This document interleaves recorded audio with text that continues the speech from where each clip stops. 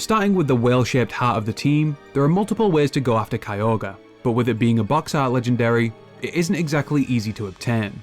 I decided to go after it using the Ultra Warp Ride in Pokemon Ultra Moon. This is a minigame available after beating the main story of Pokemon Ultra Sun and Ultra Moon. You ride on the back of Solgaleo or Lunala through Ultra Space to reach different wormholes. Each colour wormhole has its own list of encounters, and the further you go, the better your odds are of finding a legendary or a shiny.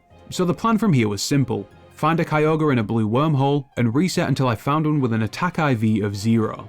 IVs, or individual values, are hidden stats that contribute to the overall stat spread of a Pokemon, and they can range from 0 to 31. An IV of 31 is known as a perfect IV, which results in a higher stat.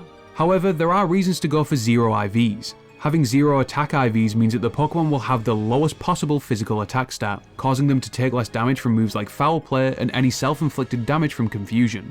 This may sound extreme, but details like this can be the difference between a Pokemon fainting or surviving a hit, and potentially winning or losing a game. And considering I needed 4 separate Pokemon with 0 attack IVs, this was going to take a while. The Ultra Warp Ride is one of the clunkiest minigames I've played in the main series Pokemon game. Half of the time it felt like Solgaleo wasn't going where I wanted it to, and I found that accidentally entering the wrong wormhole was pretty common, but I can't really complain too much.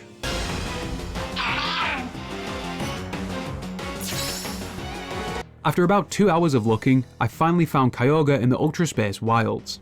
So now all I had to do was catch it and check its IVs. But this comes with its own set of problems. Every legendary Pokemon is guaranteed to have a minimum of 3 perfect IVs, and the only way to check a Pokemon's IVs in Ultra Sun and Moon is with the Judge function.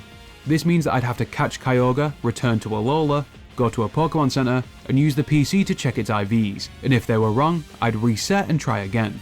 But that's a massive time sink, and I was up against the clock, but it turns out there's another way to check a Pokemon's IVs. If you input all the information about your Pokemon into Cerebi's online calculator, it will output the Pokemon's IV spread. Now it's not exact, but it's close enough. But you have to put everything about your Pokemon into this website.